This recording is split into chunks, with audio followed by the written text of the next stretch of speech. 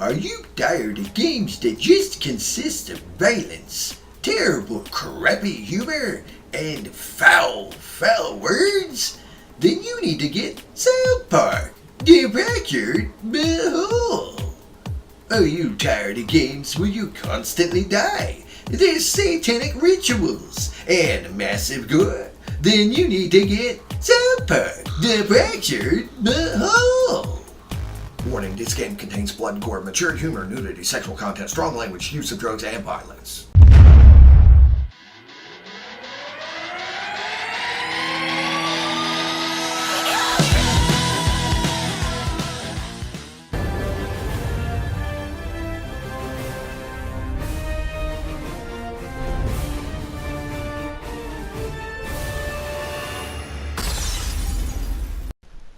Hello everybody, it's me, Nate, aka Devil Dog, and this time I'm back with another review. This time I'm reviewing South Park, The Fractured But Whole. It was developed by Ubisoft San Francisco. They pretty much replaced Obsidian on this one, and was published by Ubisoft as well. And it runs off of their Snowdrop engine, which is what they used for The Division.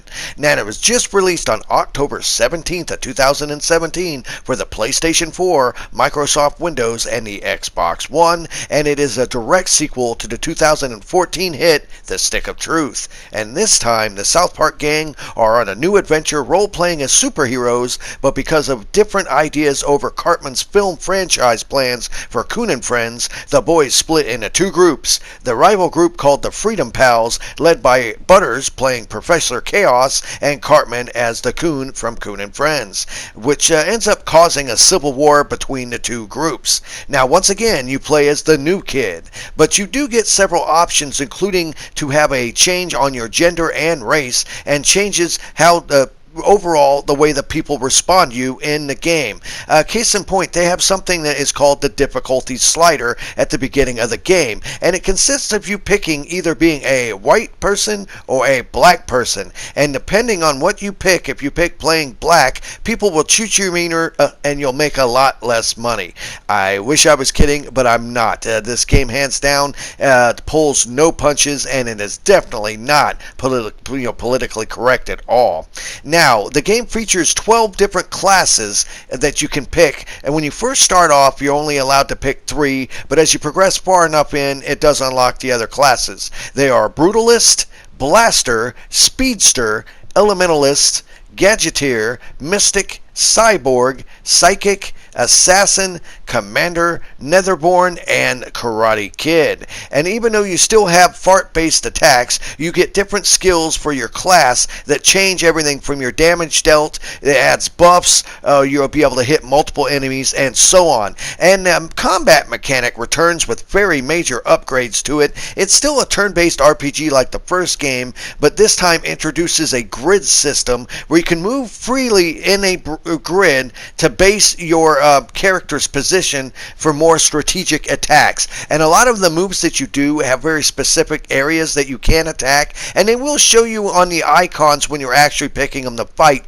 which is fairly decent the way they do that. And this allows for a lot more variation and a lot more strategic thought in your battle, including knockbacks and also interactive abilities with your other characters on screen and items. It allows for a lot more strategy in the overall battles, which really helps a lot. Now, overall, the world size seems to be much larger, even though it's set up fairly the same as the first game's map. It does have some interesting new additions to it, and roughly this game is fairly damn long. It will take you anywhere from 15 to 20 hours to beat, and that is not including if you do all the side quests, which there are a lot. Everything from collecting Japanese hentai style cartoon artwork for people, going around and finding all the member berries. Yeah, you remember Capri-san? Yeah, you'll know what I mean. This game has literally just about every single South Park character in it, and it is fully voiced by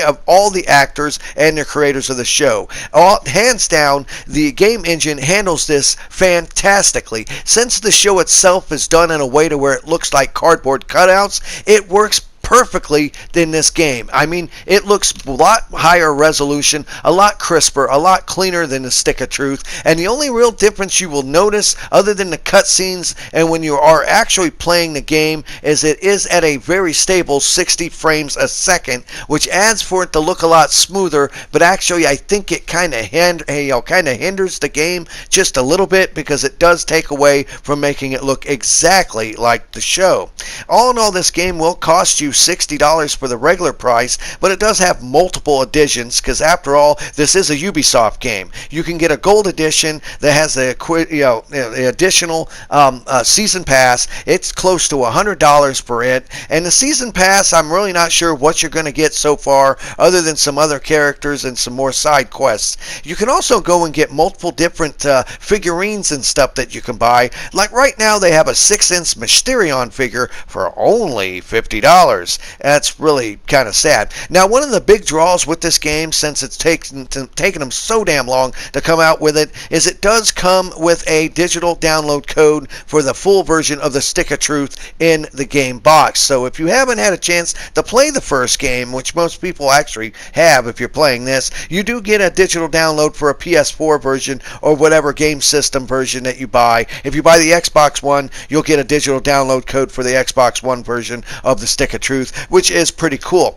Now, keep in mind with this game, once again, I've got to count out, it does have some highs and it definitely has some lows to it. First of all, they did add a crafting mechanic into this. Some people don't like crafting mechanics, and in this one seems to be a little bit more in depth, not overly complicated, but this kind of will remind people similar to the way the Evil Within 2's crafting mechanic is, only it's not as simplistic, but definitely not as complicated, but in the end takes a lot of different stuff of gathering to actually get. This game does have a lot of collectathon aspects to it, and one thing I've noticed about it is overall the game doesn't really seem to be that helpful in knowing where to go and what to do once you've defeated a certain mission. You will have cartmen that will pop up from time to time to let you know what's going on, maybe give you a clue where to go, but you will end up holding down the button a lot to look at the world map, to look for the icons to figure out really where to go. I think they should have added some sort of more clues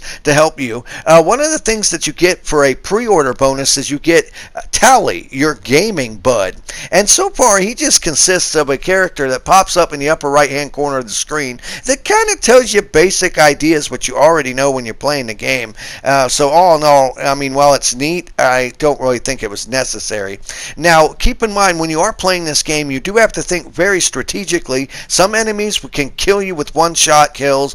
They will team up, they have super moves, and you have to pay close attention, because everything from certain move sets, even down to having friendly fire. So you really have to really think it out and plan it. Now, I am running this on the PlayStation 4 Pro, but I have witnessed some parts where there is still slowdown.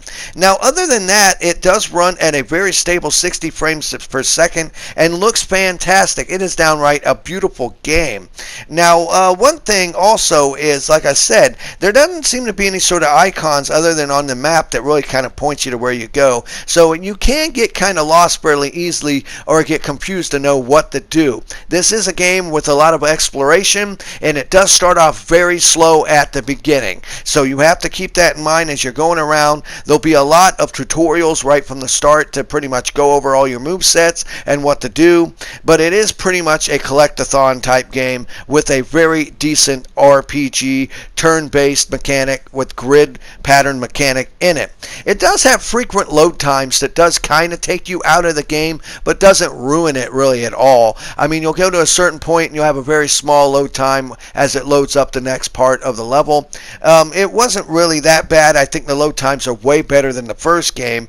And the other thing that was kind of annoying that I hated is the super moves. Once you actually charge them up by pressing the X button on the PS4 to counter attack when you're being hit by an enemy, your super meter bar will fill up, and once it gets full, depending on what character you are currently controlling, you can choose them to do their super move. Now, it is a really cool, almost Final Fantasy style over-the-top super move for each character, but the only problem is the animation right now is unskippable. Maybe they'll add a patch down the road that'll allow you to skip it, but right now it is unskippable.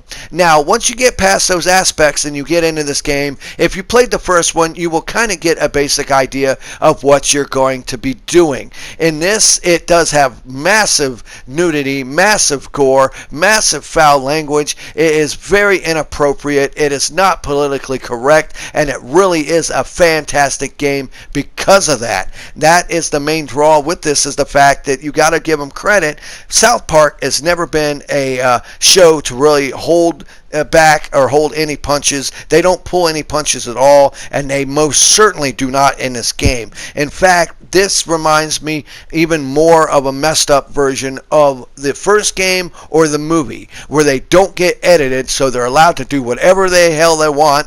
And this game has some major things in it that I found to be way more disturbing than some of the messed up parts in the first game. All in all, though, I do think the first game had some funnier moments in it in this, but this one, don't get me wrong, you will still be laughing your ass off as you play through it, and it is a hell of a good time. It is a disturbing good time, but nonetheless a hell of a good time. Now, when you're going through and you're collecting everything, you have to be able to pay close attention to certain items that you get that you can actually attach to your character that will actually boost your stats and give you special perks and abilities. The main thing is, though, is you got to pay close attention because they are kind of linked to what quote role that you chose at the beginning. Now, as you progress farther along, it does give you the option to switch on the fly. That way you can quote mix and match your superhero powers. Now, make sure, another thing you want to do is, as you go through the game world, you want to make sure to go and stop at every single player toilet in the game. Now, what I mean by that is any house that you can go in, any outhouse you find, any place that has a toilet, you want to use the toilet. And it will go into a pretty disgusting mini game where you got to try to poop out some massive turds, and you get bonus points and you will get items for doing that. Now, also keep in mind, since this is a Ubisoft game, if you happen to have a Ubisoft club account, you can actually link it to this, and it'll help you learn special unlockable outfits. Like you'll see in my video here, I actually have the Assassin's Creed getup, which is pretty cool. And most of the costumes, for the most part, in this game, other than certain ones, don't really overly, at least some of the costumes don't affect your overall stats. In this one, it's all about leveling up by fighting people, doing your missions and stuff like that. But it does have a fantastic story, and hands down, this is one hell of a funny-ass, really good, well-designed game. I like what they did with this. This is a fantastic evolution of the RPG from the first game. It's not a major drastic change, but it does have a bunch of new additions and a bunch of new abilities, even including Kunstagram, where you go around, and once you get people that like you enough, you're able to take selfies with them and actually go to your Kunstagram page, which can lead to some interesting things happening as well.